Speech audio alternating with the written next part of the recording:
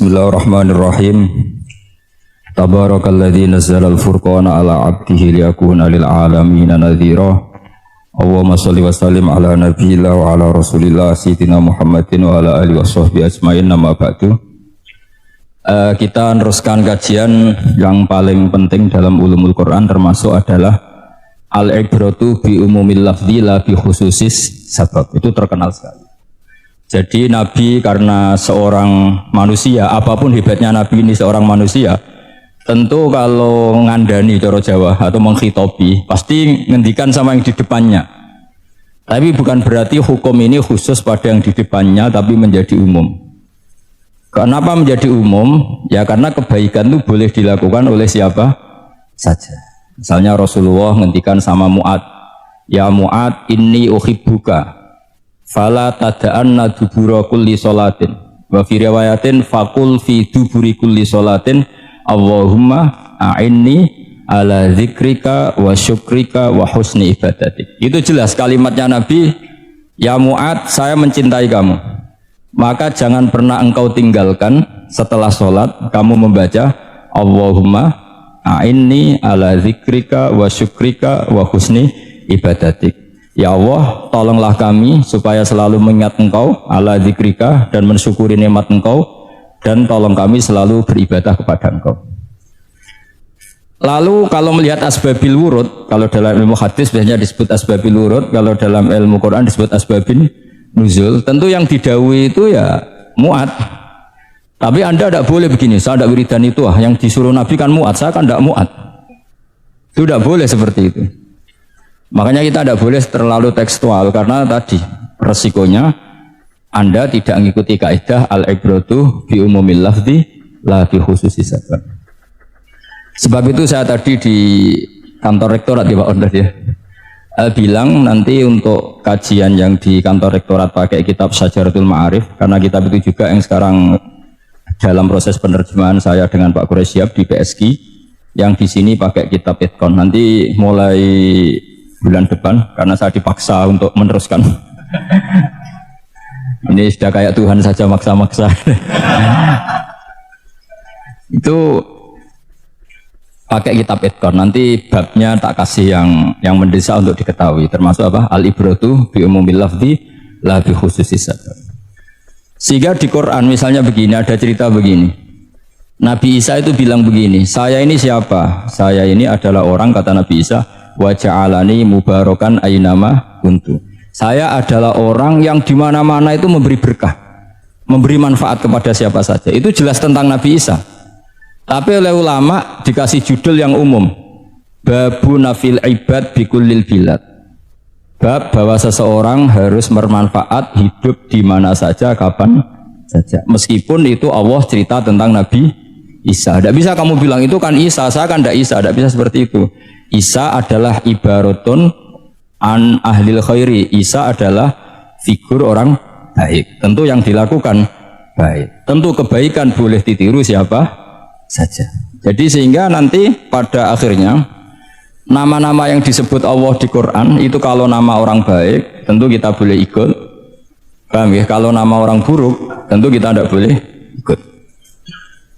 Ya gitu aturannya. Sehingga tadi ada al-ibratu bi umumil lafzi la bi khususi sabab. Jadi yang jadi pegangan adalah standar kalimat umum dengan pemaknaan yang ditentukan ulama. La bi khususi sabab, tidak terkait sebab itu. Misalnya yang paling masyhur tentu dalam hadis, Madinah itu kira-kira kan utaranya Mekah ya, kira-kira ya. Utaranya Mekah apa selatannya? Utaranya kayaknya, utaranya. Dulu penduduk Madinah itu kalau bikin kloset itu, pokoknya kalau qada'ul hajat itu menghadap ke utara atau selatan. Terus kata Rasulullah, kalau kamu sedang qada'il hajat, sedang buang kotoran itu jangan menghadap Ka'bah, juga jangan membelakangi Ka'bah. Itu Nabi redaksinya unik, walakin syarriku aw gharibu. Tetapi kamu menghadap barat atau menghadap timur. Itu semua riwayat walakin syarriku al-gharibu, tapi kamu menghadap barat atau timur. Nah, artinya apa? Kata syarriku al-gharibu adalah binisbat di ahli Madinah, karena orang Madinah posisinya di utara Mekah. Sehingga kalau menghadap utara atau selatan berarti menghadap Ka'bah atau membelakangi Ka'bah, dan itu tidak boleh dalam proses qada'il hajat, masbuk kotoran. Terus Nabi memerintahkan menghadaplah ke barat atau ke timur. Nah, al-ibratu bi'umil lafzi la bi khususi sabab juga direvisi oleh ulama begini, kecuali sebab itu ada ilat, maka kalau demikian yang dimenangkan ilatnya bukan teknya. Saya ulang lagi, yang dimenangkan ilatnya bukan teknya. Kayak tadi di hadis itu kan Nabi ngintikan apa? Tetapi menghadaplah barat atau menghadap ke timur. Tentu orang Indonesia malah kalau itu kebalikannya. Orang Indonesia kalau ke barat atau ke timur kan malah menghadap Ka'bah atau membelakangi Ka'bah. Di sini pentingnya ijtihad. Dan ijtihad ini lazim, bukan harus Imam Syafi'i atau Imam Malik. Semua orang normal pasti tahu proporsi kalimat tadi. Karena ada aturan al-hukmu yaduru ma'ilatihi wujudan wa adaman. Itu seterusnya. Ini penting saya utarakan. Sehingga ketika Rasulullah sedekah dengan dinar dikasihkan fakir miskin atau dirham dikasihkan fakir miskin, pikirannya ulama adalah sedekah dengan mata uang yang berlaku saat itu, tidak selalu ditetapkan dinar atau dirham. Begitu juga ketika Rasulullah dulu zakat fitrah pakai susu kering atau pakai kurma atau pakai gandum, ulama semua bilang yang penting kuti ahlil balad, yang penting makanan pokok di negara itu. Dalam konteks Indonesia tentu apa? Beras. Ini penting saya utarakan karena tanpa mengkaji ulumul Quran seperti ini, dan kita insya Allah bulan depan saya langsung bawa kitab Itkon.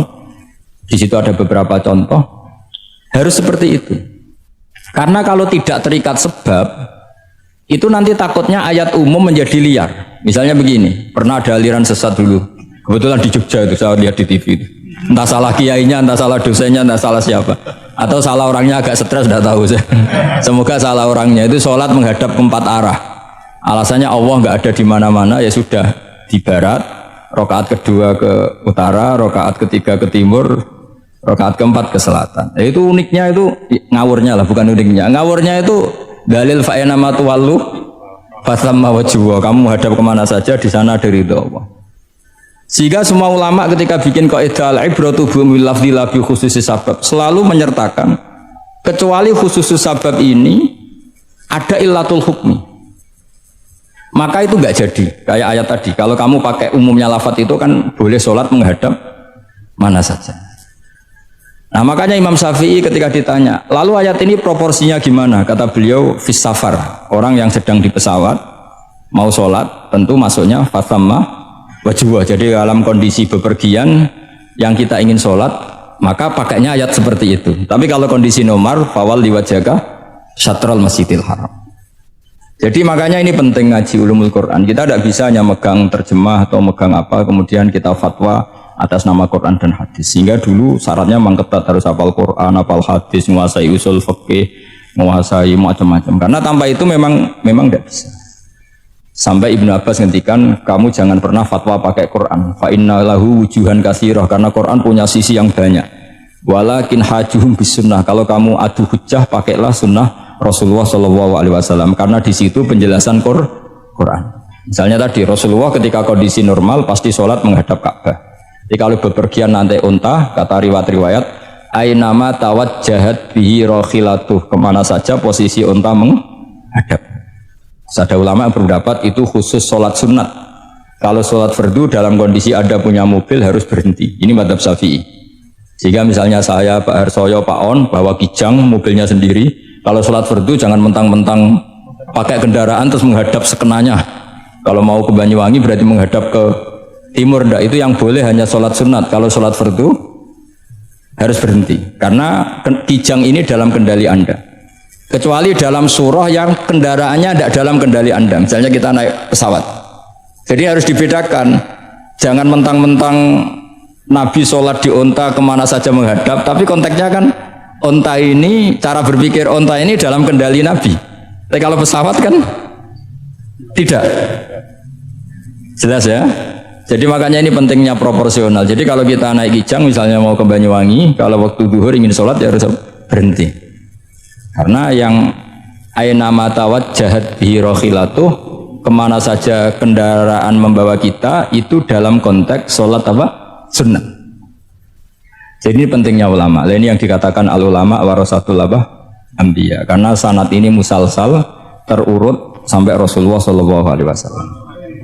Terus ada lagi ayat umum yang akhirnya jadi judul umum. Misalnya begini. Kita tahu cerita Nabi Khidir, di antara ceritanya ada satu kampung itu pelit. Makanya orang pelit itu wajib didendami. Karena Nabi pun itu baik-baiknya orang. Kalau sama orang pelit tetap dendam. Karena buruk-buruknya orang itu orang pelit. Tahu kan alamatnya orang pelit? Qoribun minan nar, ya dekat-dekat neraka itu kata-kata ini. Karena al-bakhil qoribun minan nar ba'idun minal jannah. Jadi kalau sama tanya alamatnya ya dekat-dekat neraka. Singkat cerita Nabi Musa dan Nabi Khidir itu kecapean sekali masuk satu kampung. Karena saking kecapean lapar minta kampung itu menyediakan makanan. Istatama itu mereka minta makan saking laparnya, saking karena di perjalanan yang melelahkan. Istat ama ahla fa'abau ayudhayifuhuma, tapi kampung situ kampung pelit sehingga semuanya tidak mau yang ngasih apa? Makan. Tapi pas mau keluar dari kampung ada tembok, ada kayak prasasti itu yang mau roboh, yang mau apa? Roboh. Terus sama Nabi Khidir tembok yang mau roboh ini ditata jadi baik lagi. Nabi Musa kata Nabi Musa, kok kurang pegawaian mau medit pagri urusi. Jadi makanya dendam sama orang medit ini agak sunat. Karena Nabi Musa juga marah sama Nabi Khidir. Orang kayak kampung kayak begitu pelit kok temboknya apa rusak kamu benahin gitu. Terus Nabi Khidir menjawab, wa amal jidaru fakana luhulamaini yatimaini fil madinati wa kana tahtahu kanzul lahuma wa kana abuhuma sholihah. Begini loh, tembok ini adalah penyimpan harta untuk anak yatim. Bapaknya dulu itu soleh. Artinya terus dibabkan oleh ulama, babu ikrami sibyanil mu'minin, bab kita memuliakan anak-anak orang soleh. Sehingga dalam adat kita menghormati Habib, menghormati Gus, menghormati anak pahlawan, menghormati orang-orang yang dulu berjuang kepada untuk Indonesia. Karena di antara yang dipertimbangkan Nabi Khidir adalah wakana abuhuma sholihah. Tentu kita menghormati putra-putri yang dulu mendirikan UII, macam-macam. Ya tentu proporsional, tapi tetap saja dapat poin dulu atas nama putra pahlawan, putra orang-orang soleh. Karena Nabi Khidir ketika mempertimbangkan itu alasannya wakana abuhuma sholihah. Terus faroda rabbuka yablughu ashuddahuma wastakhrijakan zahuma. Tentu Allah ingin kalau tembok ini roboh kemudian kelihatan khazanahnya atau tabungannya nanti dipakai orang-orang zalim. Kalau dipakai orang zalim maka yang berhak tidak mendapatkan. Sama, negara ini itu dimerdekakan oleh para pahlawan supaya dikelola secara kesolehan, supaya dikelola secara orang baik. Maka orang soleh semua harus ikut kompetisi dengan tanda kutip merebut negara. Karena apa? Tapi tentu tidak perlu chaos, tidak perlu anarkis, karena tentu kemerdekaan ini dibela-belain supaya kita jadi baldatun thayyibatu wa rabbun ghafur. Sama pertimbangannya Nabi Khidir, kalau ini kebongkar tersibak pasti diambil orang-orang zalim. Dan akhirnya yang yatim tadi tidak dapat. Akhirnya dibabkan lagi di bab tertentu. Bab menjaga harta supaya tidak dikuasai orang zalim. Jadi akhirnya menjadi sekian varian ilmu. Pertama, varian ilmu bab menghormati anak orang soleh. Sebab supaya harta ini tidak dikuasai orang zalim dan seterusnya dan seterusnya. Nah saya harapkan nanti dengan ulumil Quran kitab Itqan itu nanti aturan-aturan seperti itu tertanam pada Anda. Sehingga sebetulnya ulama fikih yang ngarang kitab sampai satu boto-boto itu sebetulnya ya normal-normal saja. Kalau sampean sudah mengkaji ilmu yang kayak saya kaji itu normal-normal saja. Misalnya begini, saya beri contoh ya. Orang munafik itu disifati Allah gimana? Wa idza qamu ilas sholati qamu kusala. Orang-orang munafik adalah orang ketika mau sholat itu bermales-malesan. Terus kitab Fathul Mu'in atau Fathul Wahhab atau kitab semua kitab fikih bikin judul gini. Saya masih ingat takbirnya. Wa yusannu nasyatun li sholatin. Disunatkan kalau sholat itu ketok gumrigah, ketok semangat. Fa inna Allaha ta'ala dzamma tarikihi, karena Allah mengkritik atau menyalahkan orang yang kalau sholat itu tidak nasyat, tidak gumregah, tidak semangat. Mergo seperti itu adalah fi'lul munafikin, perilakunya orang munafik. Terus ditulis wa idza qamu ila sholati qamu kusala. Artinya di situ Allah mengkritik orang munafik. Kenapa? Karena kalau sholat males-malesan. Anda ingin bersifat kayak orang munafik apa bersifat kayak Rasulullah? Tentu ingin seperti Rasulullah. Kalau ingin seperti Rasulullah ya wasari'u ila maghfiratim mir rabbikum. Kalau ada kebaikan harus cepat-cepat, harus disegerakan.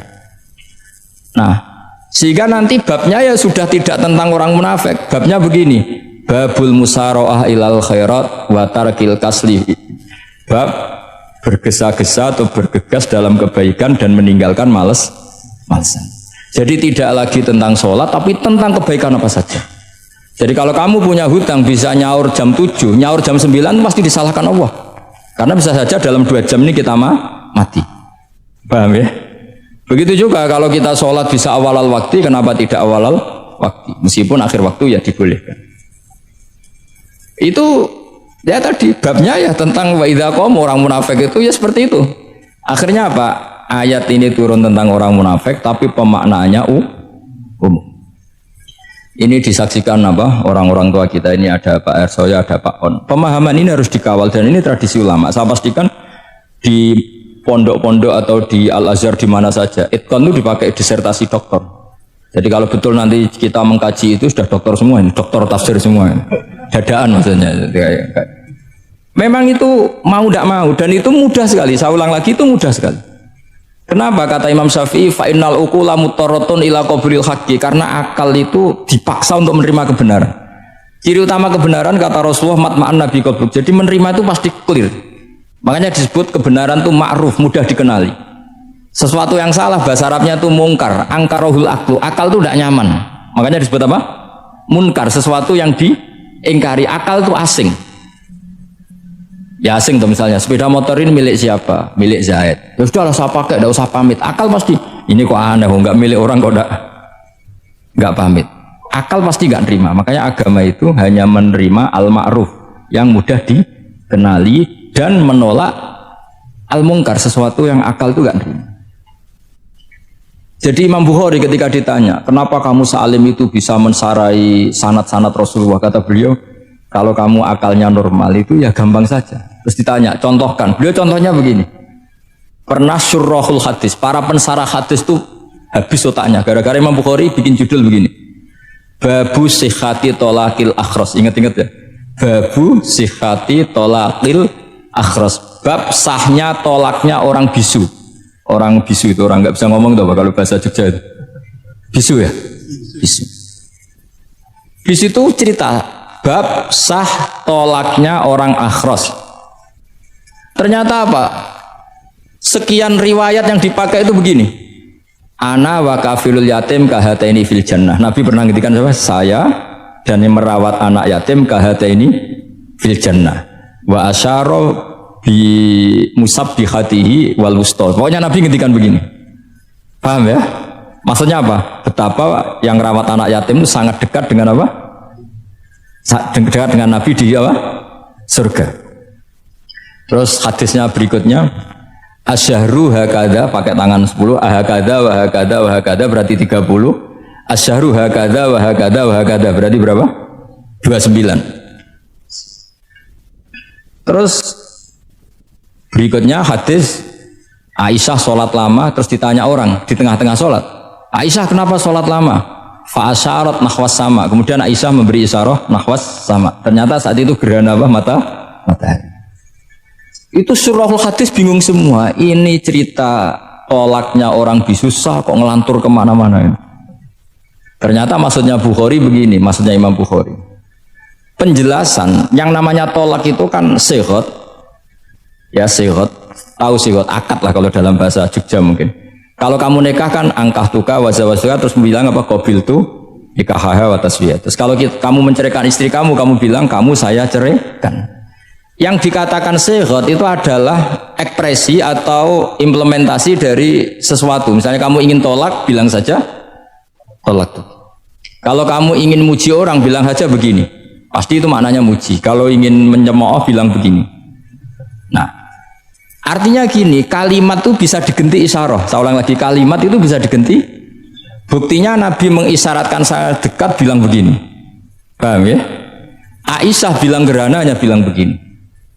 Nah, kalau begitu orang yang bisu ya punya cara menceraikannya. Dia cukup melakukan isyarat Yang isyarat itu pasti difahami sebagai cerai.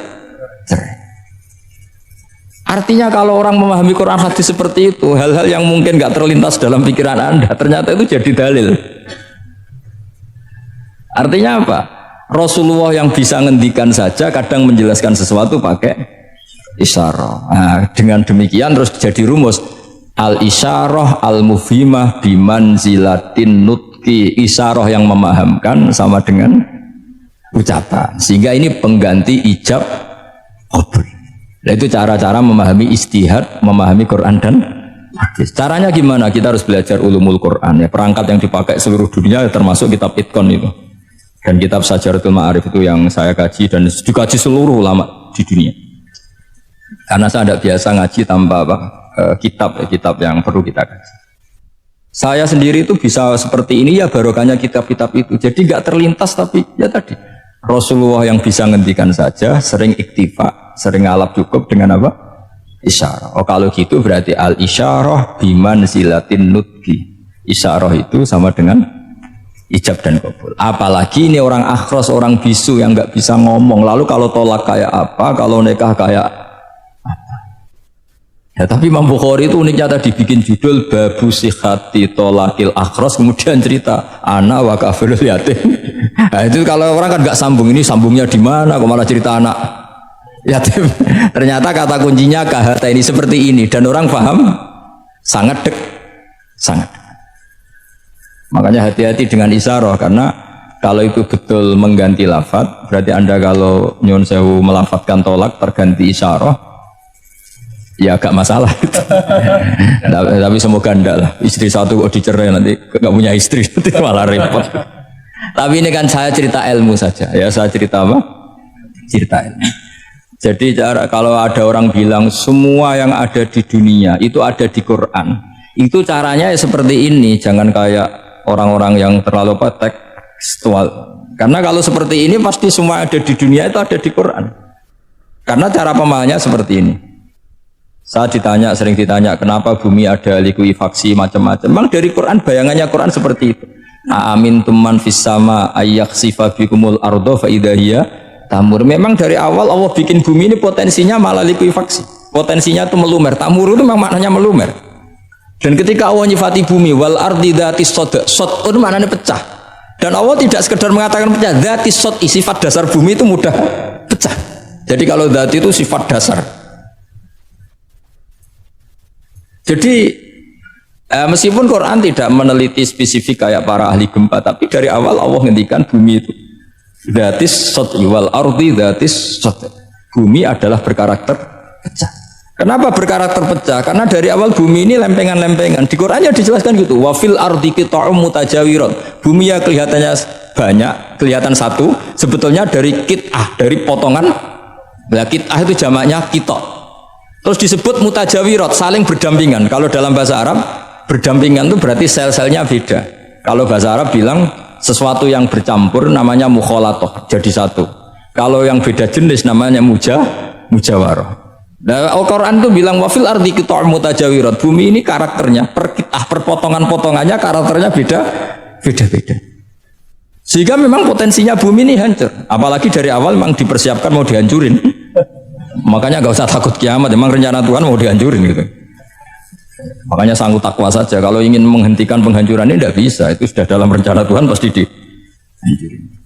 Makanya kalau orang sufi ditanya, kenapa tidak bangun rumah? Tuhan aja mau rencana hancurin bumi, kok usah rumah tak tata nanti juga hancur. Gitu. Tapi kalau di Islam kota saya ngomong gitu kan dia kata wah ini orang nggak jelas ini. Gitu. Padahal yang kedonyan itu yang nggak jelas sebetulnya. Tapi ini saya cerita jadi supaya UII ya yang didirikan ulama-ulama. Saya masih ingat ketika Profesor Zaini cerita, Pak Zaini saya ini kan kiai, saya tidak punya gelar apa kok. Jangan minta bantuan ini. Katanya Pak Zaini dulu UI ya didirikan banyak kiai dan sebagian pendirinya juga nggak punya gelar katanya. Gitu. Tapi mendingan nggak punya gelar manfaat daripada punya gelar nggak manfaat. Malah problem. Tapi ya nggak masalah. Sudah ada manfaat, nggak punya gelar malah repot lagi. Sudah cara berpikir gitu saja. Sudah. Pokoknya sementing semuanya baik apa saja. Jadi nanti setelah sampean mengkaji ulumul Quran ya tadi seperti yang dikatakan Imam Syafi'i itu gampang sekali. Kenapa gampang? Karena fa'innal uqula muttarratun ila qabulil haq. Akal ini pasti dipaksa untuk menerima kebenaran. Kayak saya berkali-kali ditanya sama seorang kiai, kenapa sih Gus masalah la ilaha illallah kok sampai Nabi ngendikan wa in zana wa in saraka. Siapapun yang melafadzkan la ilaha illallah Muhammadur Rasulullah itu suatu saat pasti masuk surga. Meskipun dia pernah zina, pernah maling. Itu jelas teks hadis di Bukhari, di Muslim, wa in zana wa in saraka. Meskipun zina dan ini bukan berarti Nabi melegalkan perzinahan, enggak, ma'adzallah, enggak akan terjadi. Nabi melegalkan perzinahan. Tapi Nabi ingin ngendikan begini, absolutisme kebenaran itu tidak terganggu oleh kesolehan dan kefasikan. Karena kebenaran absolut siapapun akan ngomong seperti itu.